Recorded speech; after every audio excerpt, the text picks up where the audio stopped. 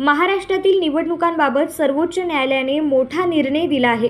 राज्यात स्थानिक स्वराज्य संस्थांच्या निवडणुका होत आहेत। नगरपंचायत निवडणुका जाहीर झाल्या आहेत। महानगरपालिका निवडणुका तारखा जाहीर होणार आहेत।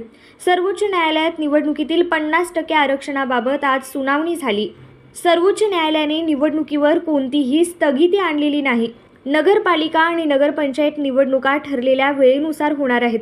इतर स्थानिक स्वराज्य संस्था संदर्भात राज्य सरकार आणि राज्य निवडणूक आयोग यांना निवडणूक प्रक्रिया सुरू करण्यास मुभा असणार आहे। मात्र या संस्थांमध्ये आरक्षण 50% पेक्षा जास्त ठेवले जाऊ नये ही अट ही अंतिम निकालावर अधीन राहणार आहे। दरम्यान नगरपालिका आणि नगरपंचायती यांच्या निवडणुका जाहीर केलेल्या वेळापत्रकानुसारच होऊ शकतात। मात्र ज्या 40 नगरपालिका आणि 17 नगरपंचायतींमध्ये आरक्षण 50% पेक्षा जास्त आहे त्यांच्या निवडणूक निकालांना या प्रकरणाच्या अंतिम निर्णयाचे अधीन राहावे लागेल असंही कोर्टाने म्हटले आहे।